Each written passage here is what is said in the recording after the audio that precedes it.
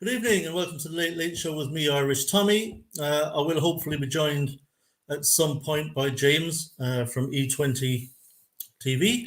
So it'll be good to get his views. Welsh Tommy, excuse yourself. That's John Osborne. Well, I'm Verge. Good man.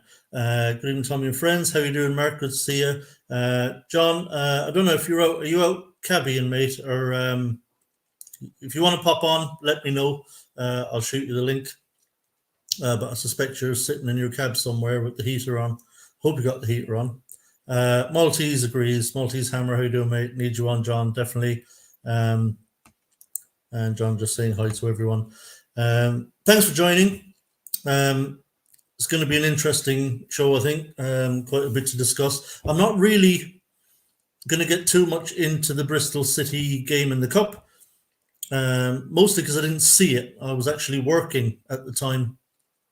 So I didn't actually see the game. Obviously not the result that we wanted, having to go to a replay. And of course, it's kind of cost us dearly. We've now got Bowen and Paqueta out for a few weeks. No word really yet as to how long exactly. Some conflicting reports. But it does seem that both are going to be for a few weeks. Ian R is in the house saying, got the wrong top on, Tommy. No, I'll tell you what, they've been good to us, haven't they, Ajax? You know, we've got Alvarez and Kudus from them, so I figured you got a big up Ajax. They've done us a right solid there. Two cracking players that we've got. We've made a big difference to us this season. So, yeah, shout out to Ajax and hopefully, yeah, exactly, in the feeder team. Long may it continue if they keep giving us players like that. Marcello's getting straight in there, and this is what we're going to get to because of those injuries that I just mentioned. Marcello saying, hope we don't panic by too many flops in the past. Yeah, but I think that's probably all clubs. I think, you know, if you think about it, like how many kind of strikes do you have on average? What percentage of any club's signings would they say are like were a big success? And actually, we might get into that with the man himself. James, how are we doing, mate? Good to see you. How's it going, Tommy? Hope you're well, mate. I am, thanks. Appreciate you jumping on. I've just been saying, look, I'm not going to get into the Bristol City game. I didn't see it. I was working. Suffice to say, not the result we hoped for, but we live, as they say, to fight another day, and hopefully we can get it done in the replay. But obviously, the big news coming out of that game were two really damaging injuries. One to Jared Bowen and one to Lucas Paqueta, who will now be out for a few weeks each. And so, really, that has kind of put a laser focus now on this January transfer window. I think, you know, if we didn't have those two injuries, we probably wouldn't sweat too much about the January window. We'd only really be kind of missing Kudus. I think Aguirre is kind of out of favour at this point anyway, and it looks like he's going to be moved on. So we've got Mavropanos there, obviously in Zuma still. So maybe that one not too bad. We could have managed probably without Aguirre quite handily. Mavropanos stepping in for him. And you know, you'd get by even without Kudus for a few weeks. You know, Bowen could move back into that position on the right-hand side. It looked like, you know, we'd have Antonio back for the Sheffield United game. But it's all gone Pete Tong, mate. West Ham way, mate. Isn't it? Welcome to January. Listen, it's unfortunate, isn't it? The Paqueta one, whatever way you weigh it up, whether it's the medical staff, Moyes, or the player himself saying he's fit, he's gone down, he's going to be out for a month. So that's not good news. The Bowen one's unlucky to a point because that's the last minute of the game, I think it was, and he goes down. But you know what? Over to the owners, mate. Simple as that. Like, people can say what they like about players, managers, staff, whatever you like. Let's see what the owners are about. Big window, this one. No excuses, and they need to get something done as soon as possible. Yeah, and I suppose it does put the pressure on now at boardroom level, because they've got to stump up. You know, whatever the plans were for January, it's all changed now. January is a must-buy window, and probably one player isn't even going to cut it. You know, Yeah. we're going to need at least two, I would suggest, in the attacking positions to cover. And the interesting thing, I guess, would be, where do you buy? Because we need a number 9 for sure. I mean, we can't hang everything on Mubama. He's too young and inexperienced. He's at that point in his young career where, you know, he should be kind of getting more and more minutes, maybe off the bench. But certainly is not ready to be relied on for 90 minutes week in, week out. It's too soon for that. Also, we've never really had cover for Bowen on the right hand side until we signed Kudus, who isn't here either. So see, this is the problem it presents. I mean, what do you do here, James? I mean, ultimately, Bowen and Kudus will both be back in February. Yeah. And if you go out and splash out on a right winger, now you've got kind of 3 of them really for that side. But we're kind of in a bind. We need somebody for that side. I mean, are we just going to have to bite the bullet and buy a right winger? I think we need to attack the sort of championship market. I watched a player tonight, Jonathan Rowe at Norwich, very good player, 20 years old. I don't think we need to go for a right-sided player, even though we haven't got any at the minute. I think we need to attack the left side. I think the left side's more of a problem than the right. I think the right can be sort of worked around. The problem is Jared Bowen a striker in your eyes? That's the $1 million question. Now, if you're going to go for a striker, then Jared Bowen goes over to the right. If you're not going to go for a striker and Jared Bowen's the guy, he's our centre forward. Like, whether people like it or not, he's scoring goals. He's the one who's up there. So I don't think it's the right hand side. I think it's the left, and I think the left hand side needs more, like a lot more on that left hand side. There's a lot of players. Benny, I see stuff the other day about him refusing to play. I think that's a lot of rubbish, if I'm being honest, because I don't think he's never been like that, and there's been a lot more stick from Moyes towards him over the years, and for him to refuse to play now, I just don't see that one coming, especially in a cup game. I just don't see it. So left hand side for me, major problem. Yeah, it has been for some time, really.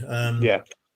I mean, I don't think Moyes ever really saw Lucas Paqueta as a left-sided midfielder. I don't think his intention was ever really to play him there. He's just kind of had to kind of throw him out there because, as you say, we've had nothing down that side really since Felipe Anderson. I mean, you know, Benny hasn't worked out for various reasons, probably. Fornells has never really been very good out there. And Paqueta, while he plays well out there, he's not a left-sided winger, and he won't really stay out there anyway. You know, he kind of drifts in field a lot into the number 10 position or the false 9 position a lot.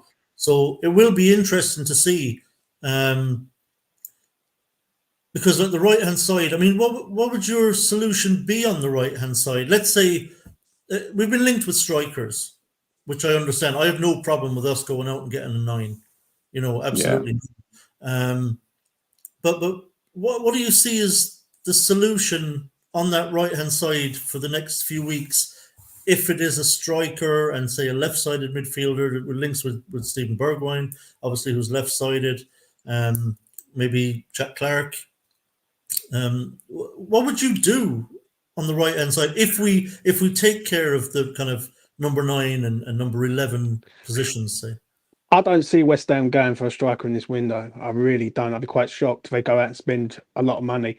Like, I see the geezer link the other day, the Mexican. Yeah, he's a very, very good player. I mentioned him back in August. And when people say 30 million, I think it's going to be double that. Like, he's just signed a new 4 or 5 year deal with Feyenoord. So I can't see him moving anytime soon. The right-hand side, I honestly don't know, Tommy, if you want me to be honest. Like, do you get like is it going to be Fornells over there? It's going to be someone makeshift, just put it like that. So whoever's going out on the right, it's just going to be makeshift.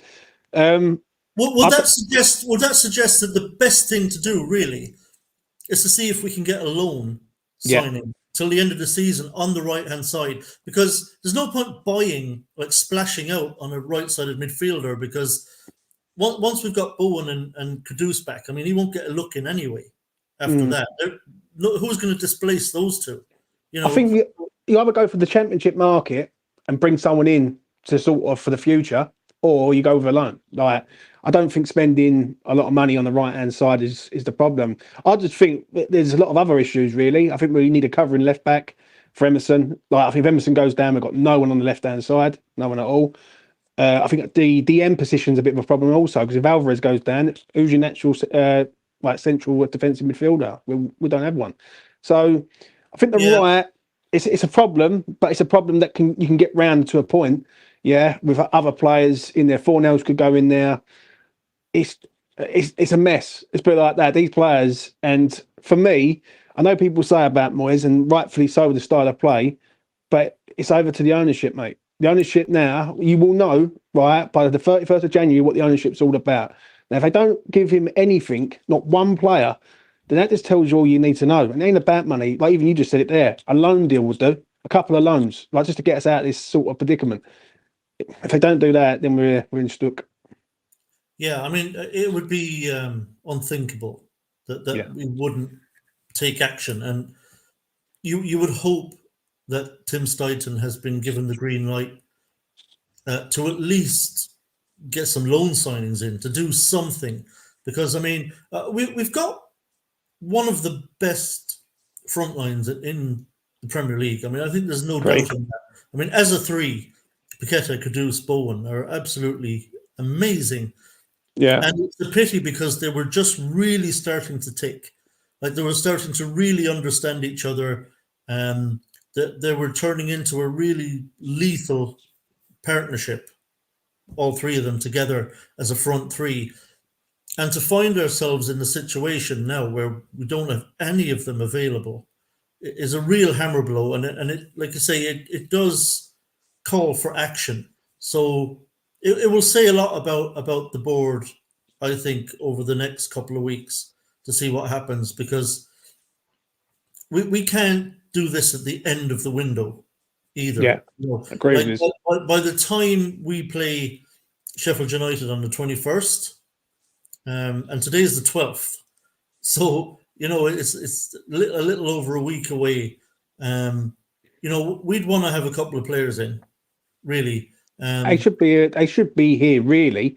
Well, West Ham should have been working on this the moment that game finished against Bristol City on Sunday. Like, we played Bristol City on the Tuesday, we've got Sheffield United, then the following Friday we got Blackpool or Nottingham Forest if we get through. And after that, I think we've got Bournemouth, I think, in there. Yeah. I think, yeah.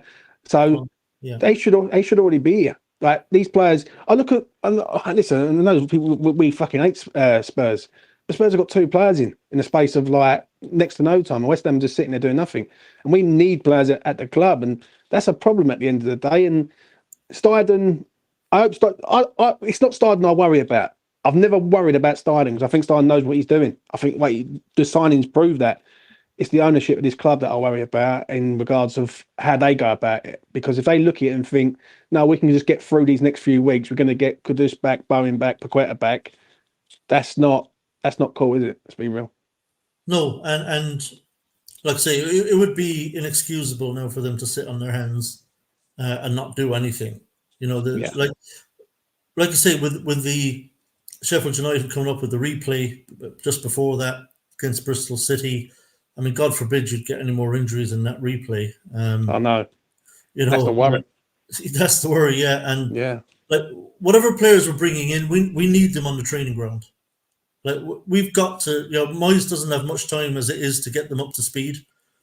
So we need these players in now. Now, as for this striker, it's Jimenez. Gimenez, Santiago Gimenez, yeah. Yeah. Good player. Well, I really don't know anything about him. I suspect that the likes of Steidten and Moyes would have spoken with Alvarez, international teammate of his, so he would have played with him probably many times for his national team, so he would know exactly what kind of player he is. I don't know enough about him. I always worry when I hear about us dropping £30 million on a striker just from previous experience. I just don't. I don't see West Ham getting him for 30. He's a good player. He's got very good English. Yeah, he played for, if I remember rightly, he played for a lower Mexican side. Final picked him up, got him over there. He's scoring goals in the Dutch league. He's a good player. He's a good player. He's the sort of player that West Ham would love to have. Just put it like that. He's good with his back to goal. He's a goal scorer. He's got pace. He's very good. He's very good. I just don't see when people like brand him 30 million. I don't see it myself because Feyenoord hooked him up to a new contract. I think it was like 3 or 4 year deal. So he's going to go for about 55, 60 million. I can't see if Sterling gets him for 30 million, he's a fucking miracle worker, literally. I just don't see it. But if he does, then great, because I think he's an excellent player. He's a good player for West Ham. He'll be a brilliant striker for West Ham, 100%. Yeah, it'd be interesting to see what develops with this one, because I don't know what Feyenoord's kind of financial situation is. I mean, £30 million sterling is a hell of a lot of money to a club like Feyenoord. And it could be that that's very tempting. And then I'd imagine you'd also have the player telling the club, look, I want to sign for West Ham. I want to go to the Premier League. I want to make this move. So, they may decide, 30 million sterling, whatever that is in euros, 35, 36 million euros for a single player for a club like Feyenoord. That probably secures them for some time and gives the manager a nice war chest for the summer. They can probably improve in 4 or 5 different positions with that kind of money. So we'll keep an eye on this one and see if it has any legs. And like I say, if he's as good as I'm hearing, then yeah, it would be very exciting. But do you worry at all, given the Haller and Skamaka situations with David Moyes, whether this could turn out to be another kind of disaster and another player we lose our shirt on? It's a risk with any signing, isn't it, mate? Let's be honest. It could be a risk with anyone. So who knows? I think he'd be all right. He's good friends with Alvarez. Obviously, they're playing with the Mexican national side. It all depends if Moyes is here next year. Now, if Moyes is here, then that's questionable. If Moyes is not here and there's another man coming in, then that man's got to know how this guy plays. And I see things about the Feyenoord manager. I just don't see it. I just don't see that one either, because yet again, he's tied up to a contract with Feyenoord, and West Ham don't pay compensation out for managers if they don't do. So who knows? Yeah. Who knows? It's a risk, but I think it's worth the risk if you can get him at the right money. Yeah, that would be an interesting one, because that's another dynamic I hadn't thought of until you mentioned it, is that if it's the case that the club are intending to bring Ernie Slot to West Ham in the summer, and if we were to go in for Jimenez in January and the club ask Ernie Slot, what do you think?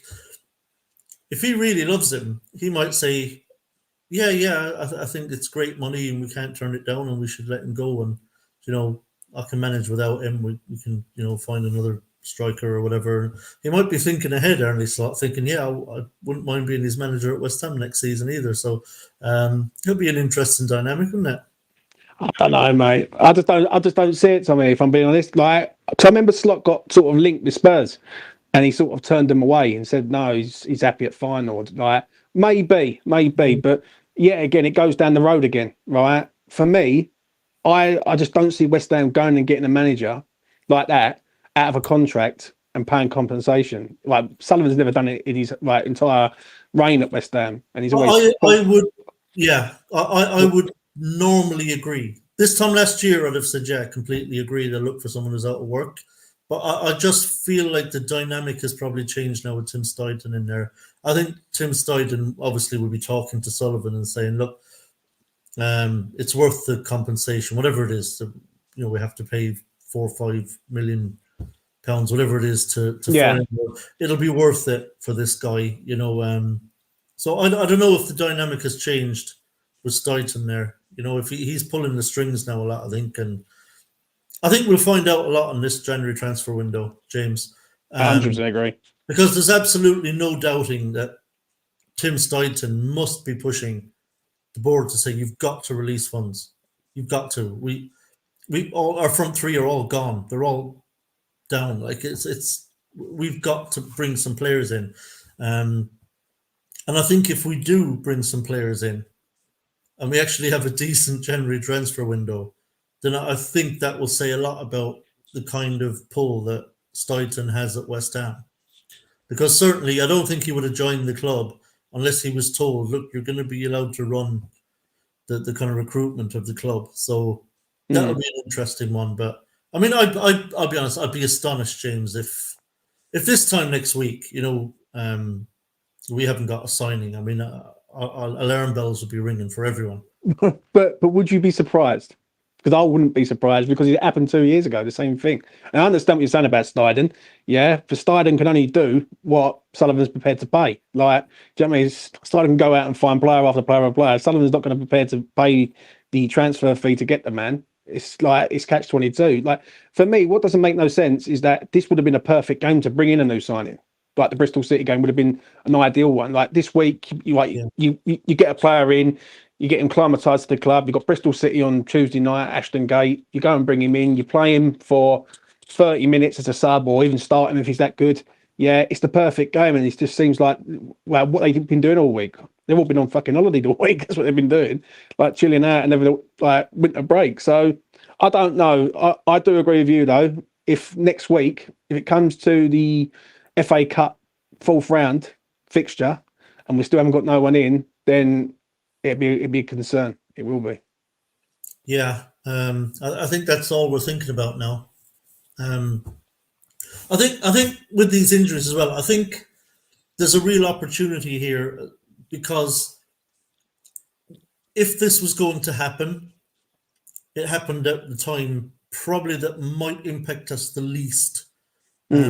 We don't actually have that many games. I mean, if this had happened at the beginning of December, it would have been an absolute disaster, because the games were coming thick and fast. We had loads of games. Yeah. But luckily, we've got one Premier League game in January. That's away at Sheffield United on the 21st. And then our next Premier League game isn't until the 2nd of February. So I think we won't actually be missing probably all three of them for very many games.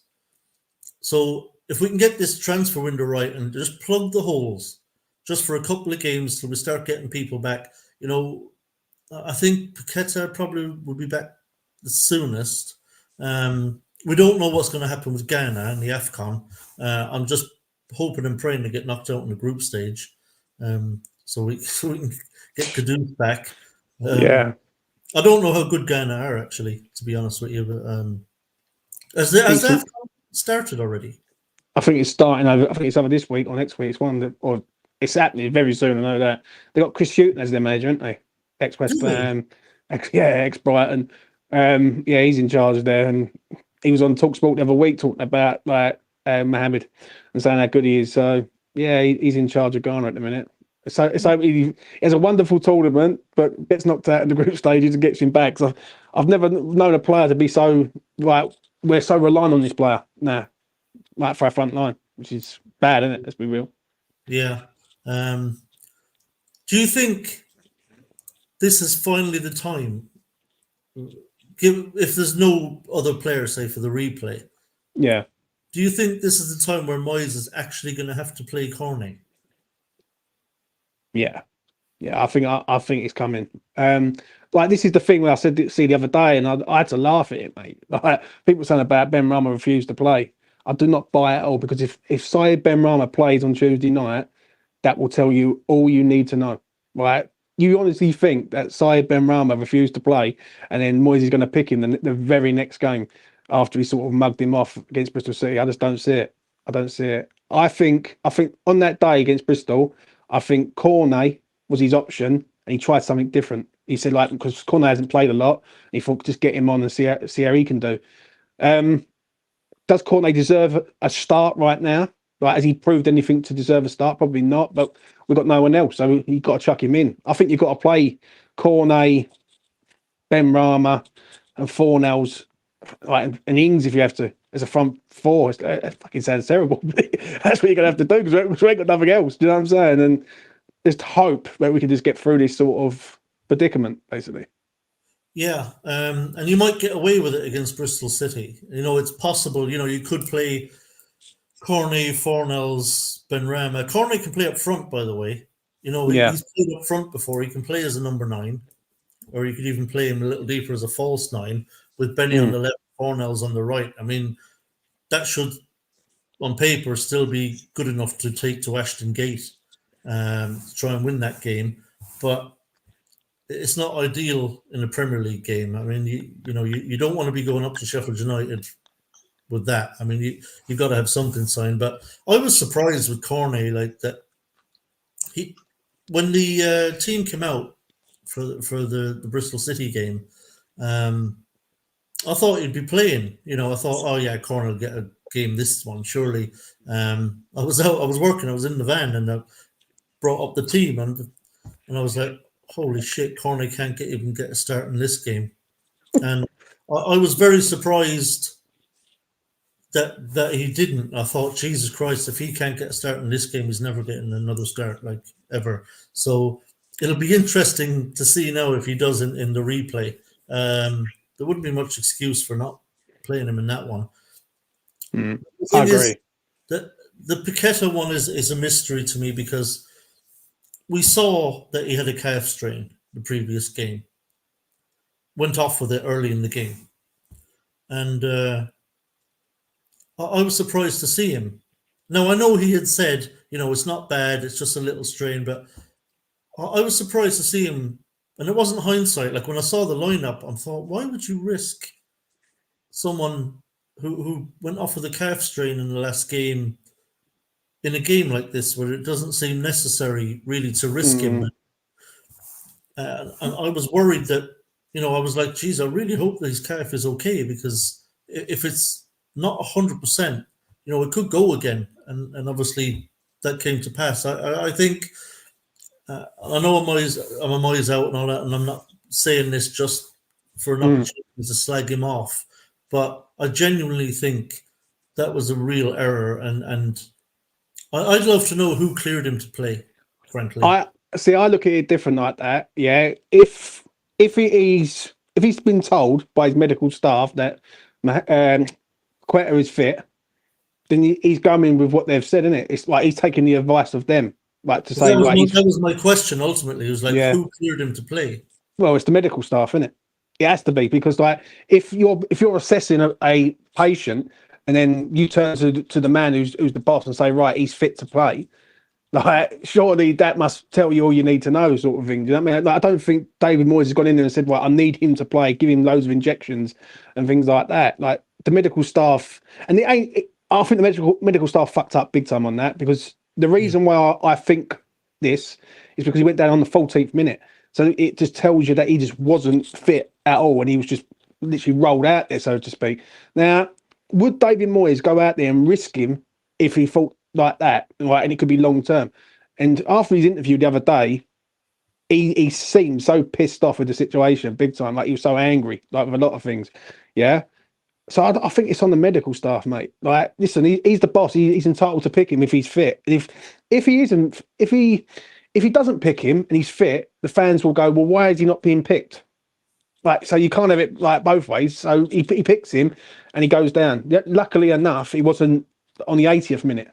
Like, he hadn't played the whole game, and the calf went completely. I think it was just a strain, and at least now he's out for a good couple of weeks, and he'd be fit and firing probably for Bournemouth, I reckon, on the 2nd. Yeah, well, I don't disagree with anything you said there. Ultimately, I mean, like, as you say, it comes down to whatever the medical staff report to David Moyes. But I'd imagine somebody had to answer some difficult questions to David Moyes. I'd imagine Moyes has pulled someone in and said, why has Paqueta been cleared to play? Clearly that calf was not right and hadn't healed. So we've had a history kind of this shit with our medical staff, haven't we? It's not a glorious history with our medical staff, is it? I mean, it seems to go back a very long way. I mean, I remember there was a time where our players were dropping like flies. All the time. It was under Pellegrini, if I remember rightly. Yeah. It was under Pellegrini. Is it Pellegrini or Bilic? It was one of the two. One of them two managers where It was all going down all the time. Yeah, and I mean, it was even at the point where we were questioning the surface at Rush Green, like saying Yeah, there's something yeah, not right with the fucking pitches at Rush Green because I think a lot of the players actually went down in training as well. It wasn't just in matches, and I mean, it was a head scratcher. It was like, thankfully, that seems to be a thing of the past. We've actually been pretty good at keeping mm, a relatively healthy squad the last couple of seasons, but this is a real blow now. But the other question I have for you, James, tonight is, what do you make of this Aguerd stuff? Obviously, a lot of talk at the moment that the club are willing to move him on, that he's not the player they were hoping he was going to be, and he's just not right for us, and he's just been too errors prone. yeah. That we're willing to move him on. How do you feel about the whole Aguerd situation? Shame, mate. Shame, because I thought he was going to be like a rock solid defender for us. The problem is with Nath is that he's good on the ground to a point, but he's awful in the air. Like when balls are coming in, he's nowhere near him, so to speak. And if West Ham can go out and get some sort of profit on him and bring in another player, then I'm all for it. Do you know what I'm saying? It is what it is. Like he's done it. He's had a good run.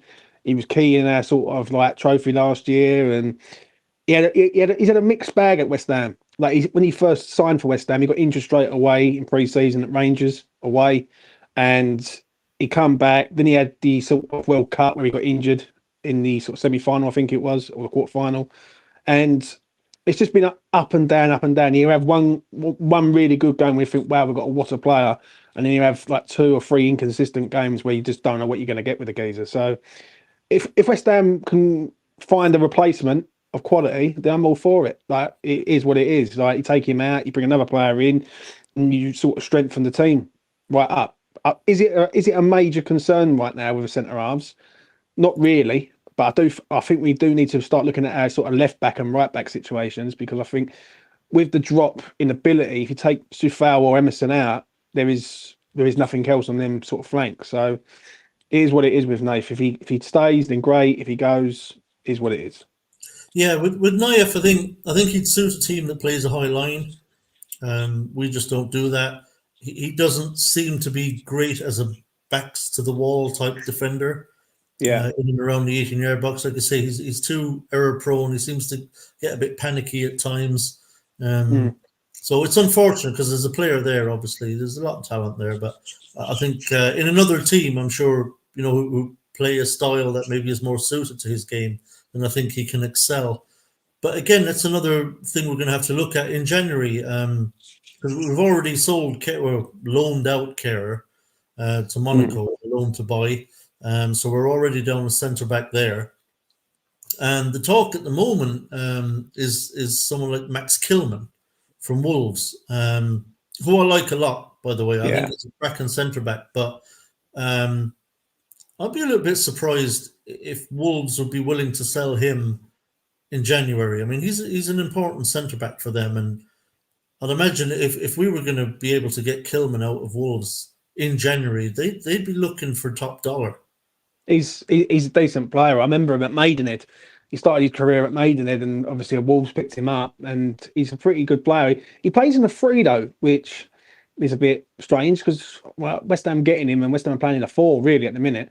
But that might tell you something. Like, West Ham looking to try and convert to a 3 at the back? But I like Hillman. I really do. I think he's young, he's homegrown. That sort of goes a long way with the sort of British and English quota. So yeah, for me, he's a good signing. I don't know about Wolves' financial situation where they might need to sell a player to sort of free up some funds because they're in a bit of financial sort of difficulty, so to speak. Now, he's probably one of their better players, so if we can get him, I think it's a good signing. I think you take Nath out, you put Kilman in, I think you've got a decent player there coming in and doing the job, and it also helps the sort of homegrown quote and all. Yeah, because I get the feeling probably sooner rather than later we may have to move on Zuma as well. Again, just another player who's just too injury prone. He's not available enough. As much as I like Zuma, I think Zuma's been really good. I really like him a lot, but I mean, he just can't stay fit. and we need players who are going to be available. And you know, a player's best attribute often is availability. You know, just players who are just reliable week in, week out are going to be there, going to be fit, going to be available for the most part. But Kilman, I don't know. I don't see it happening in January. Yeah. I think Wolves will be reluctant. I know what you're saying about their financial situation, but they got top dollar, didn't they, from Saudi Arabian club for what's his name? Neves, wasn't it? Ruben Neves. Yeah, I think they got a lot of money for Ruben Neves. Actually, if my dream signing, I won't lie, James, like for that left hand side, it is from Wolves. Neto. Pedro Neto. Oh, what a player he is! He's Wow.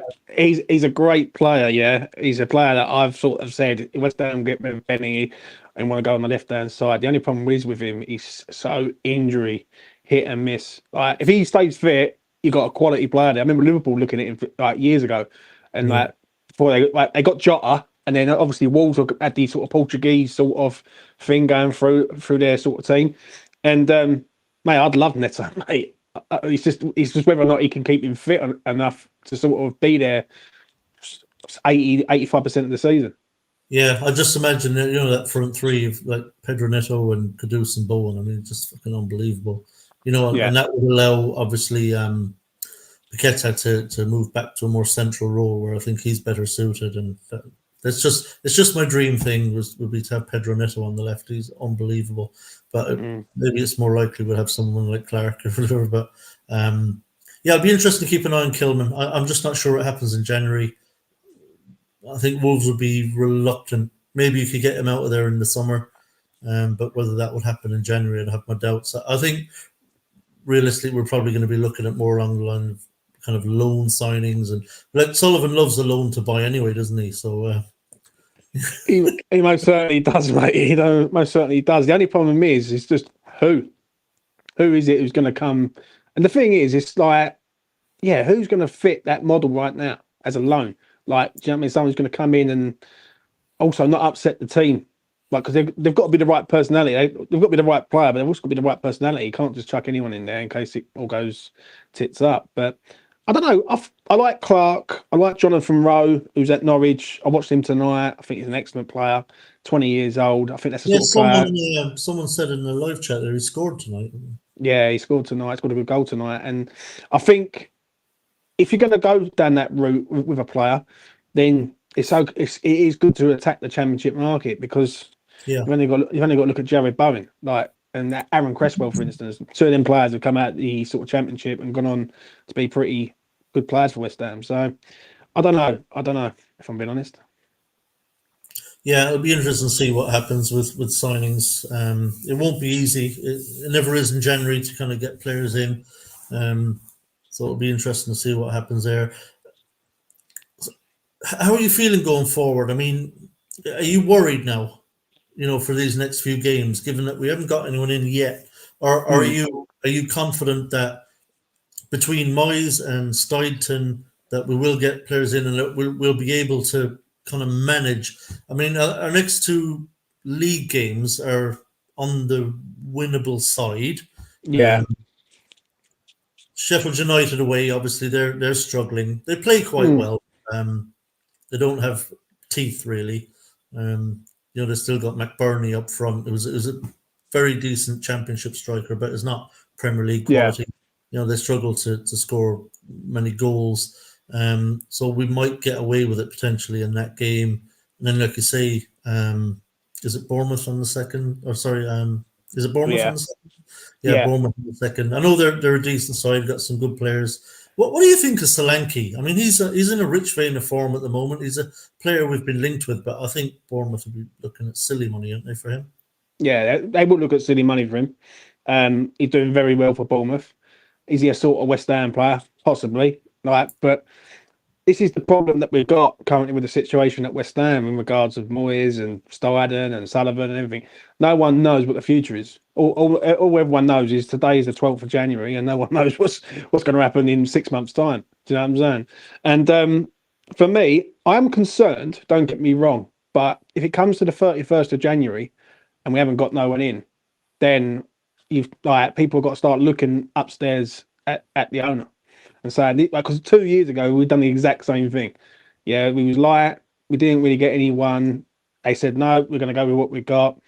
Currently, right now, we're running out of people, and we're relying on players who really are not good enough anymore. Do you know what I mean? Certain man. So for me, Yeah, I mean, you're talking it's going to about be interesting. players. Yeah, I mean, we're looking at having to, as you say, rely on players now that I think either don't want to be here, or Moyes doesn't trust anyway, and is happy to Yeah. move them on and is looking to sell.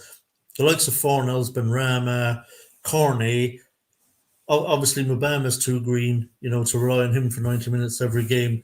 So that's the worry for me, because whenever I've seen Fornell's Benrahma, particularly, they look a little bit demotivated, like they know their time is up. Benrahma was sharing on his Instagram the other day a goal he scored for Brentford.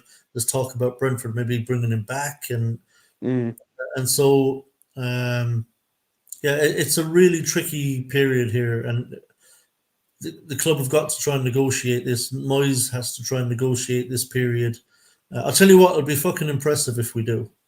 If Moyes somehow manages to negotiate these next kind of few Premier League games well, with the players that are missing, I mean, I'll have to hold my hands up and say, look, well done there. But and equally, I suppose if we don't, then the focus won't really be on Moyes.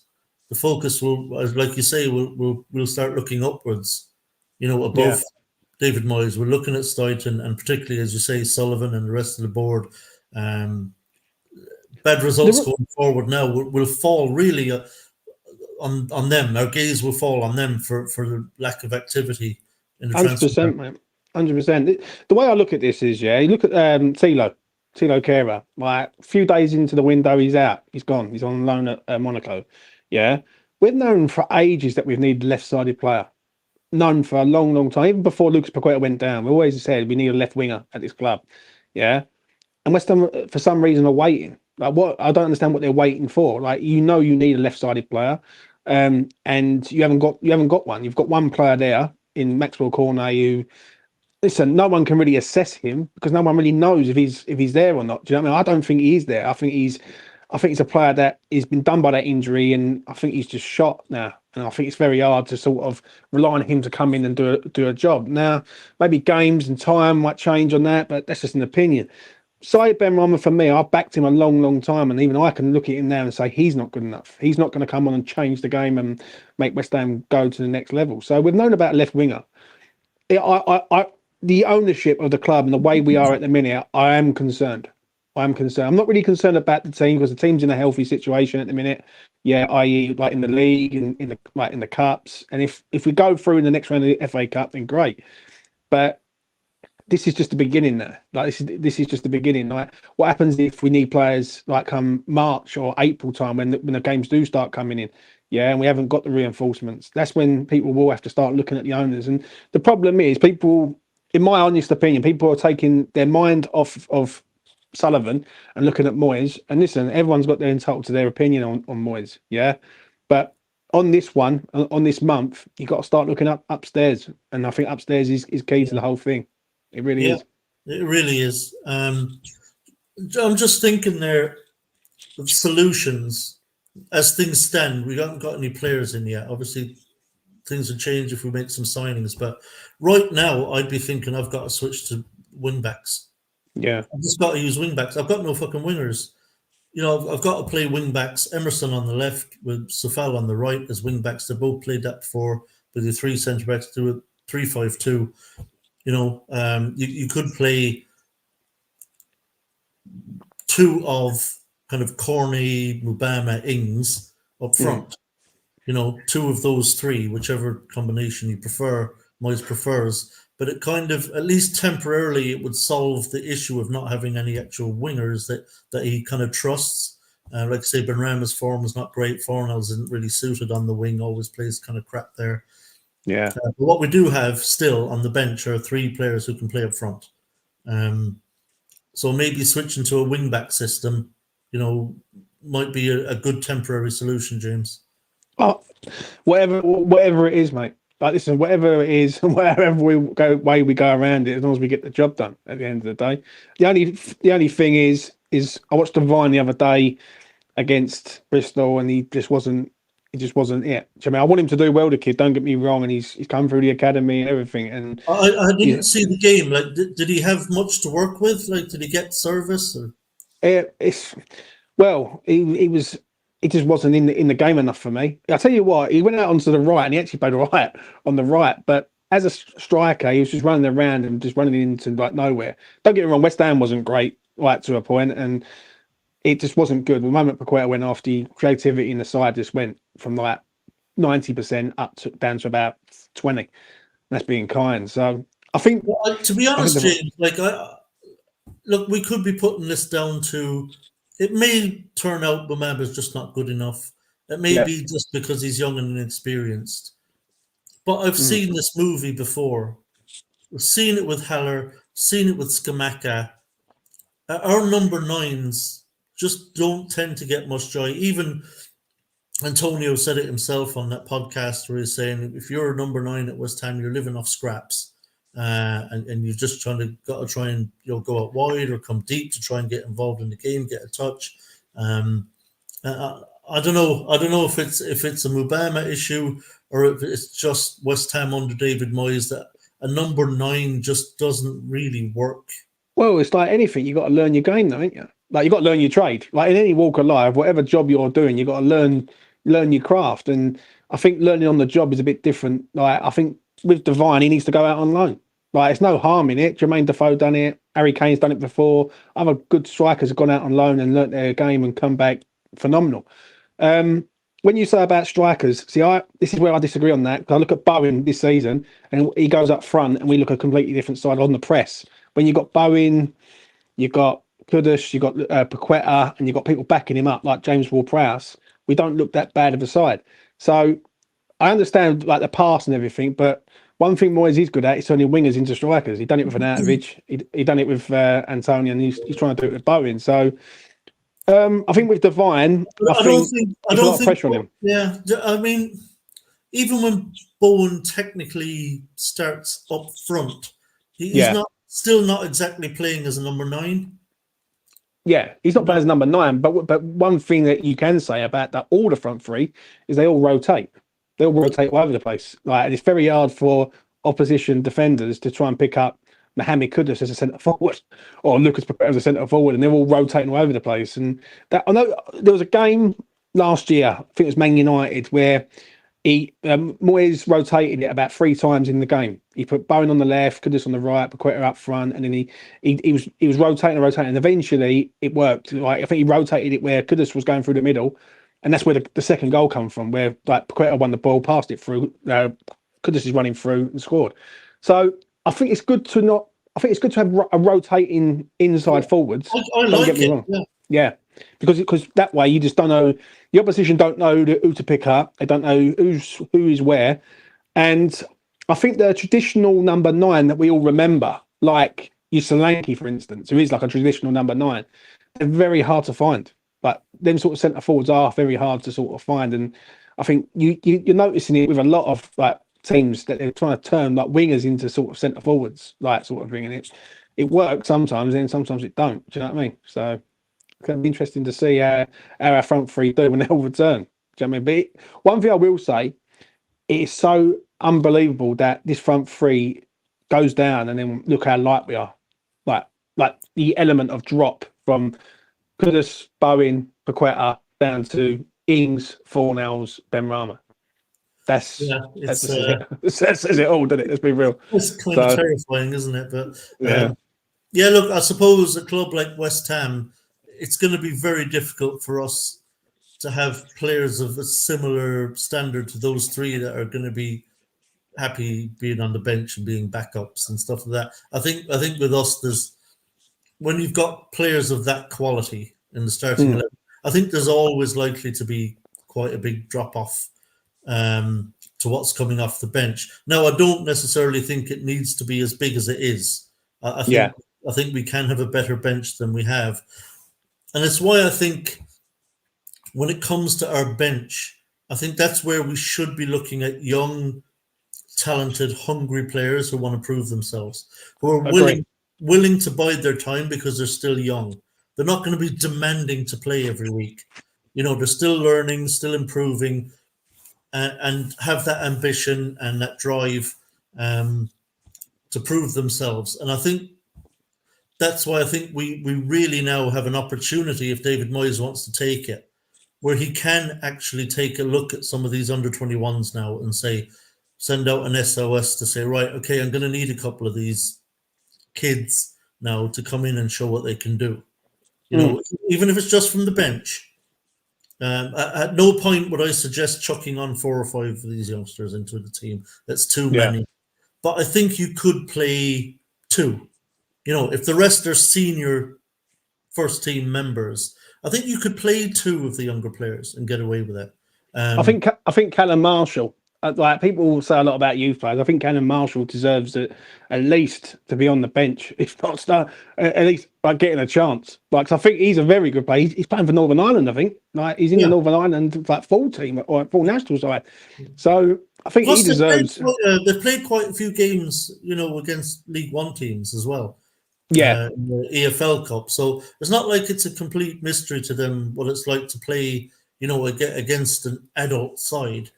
They've done it and they've won games, albeit against League One teams. But I think that's been a great experience for them, and has brought them along as well. So I'd like to see. I think there's a couple of those under 21s at least that could probably come in and do really well. I agree. The way I look at it is that we will see what happens in regards to the youth and the youth like sort of prospects. Now, the youth prospects are going to do what I think they're going to do. I'm pleased that sort of Kadua is out on loan. That's what it should be. Like, these players need to go out on loan, and West Ham need to start going right. Loan these players to Wickham, Colchester. Like, I look at Forson, who plays for Dagenham currently right now, doing very well. But he's out on loan at Dagenham, Vinny Kante. So yeah, listen. Yeah, Freddie Potts doing really well at Wickham as well. Yeah, 100%. So we will see what happens in regards of sort of like the loans and everything. But it is what it is. Yeah, it's definitely the next kind of 4 or 5 weeks are going to be really interesting, and it could prove to be a kind of a crunch time period in our Premier League season. It doesn't seem like it will impact us as regards the Europa League, because by the time that comes around, first leg is the second week of March. So I'd imagine we'll have kind of our front three will be back and hopefully all fit and firing by the time that comes around. But certainly, I think the next 4 to 6 kind of weeks in the Premier League are going to be telling on our season. If we're going to continue to push to, for a top 6 finish, I mean, I think maybe, James, this next month or so might determine whether that's going to happen or not. Agree. Yeah. And listen, whether that's on Moyes or whatever, yeah. Like, I understand where people sort of get a bit carried away with the situation of everything, but he ain't getting the sack anytime soon. He's going to, if he's going to go, he's going to go at the end of the season. I think he needs help. He needs help in the side, because, like, I think if Ben Rama, who I do think will go, I think Ben Rama goes at the back end of the window because he's the money. He's the one that they could shift him and get money in and bring some sort of like profit stroke break even. And then when I do look at it, this window's gonna judge it, and it's gonna judge it like it judged it 2 years ago when we got to like the semi-final of the Europa League. Now, hopefully, the owners do the right thing. We go and get a couple of players, and we move forward as a club. If we don't, and they don't, then everyone should be looking at the owners and going, right, what's going on? Like, because we're the 15th richest club on the planet. We should be acting like the 15th richest club on the planet. And I'm not saying go out and spend 50 million. I'm not saying about going out and spending 100 million. I'm saying go out and get the required people. And you can go out and get the required people, Yeah. Like, let's be honest, there is like West Ham are not skint, and West Ham shouldn't be skint. So just go and get the people, help the squad, help the manager out to a point, and then go from there. Yeah, and let's be honest. I mean, there are bargains to be had on the continent and in the championship. Like you say, you don't have to break the bank, to get a couple of players in to help us through this period, and there'd be no excuse for not doing that. But yeah, it'll be interesting to see what happens in the remainder of the January window. Yeah. So we're going to leave it there tonight, mate. There really isn't anything as regards games to discuss. So a bit of a shorter show this evening. But as always, James, really appreciate you joining me, mate, and giving me No your worries at all, mate. always great to hear your opinions. As always, to everyone in the live chat, really appreciate you. And if you can hit the like button, it'll really be helping me out. And also, if you're watching this back later on, just give it a quick like if you don't mind. And James, it's not as if anyone doesn't know, but just for any newbies, where can I find you, mate? Just find us on Twitter. That's all I'm going to say on that, because like I'm good. I'm good, bruv. So yeah, thank you very much, Tommy. It's E20 Zone TV, just for anyone who needs to know. Yeah, no worries at all, mate. Take it easy. Take care, mate. It's good to have you on.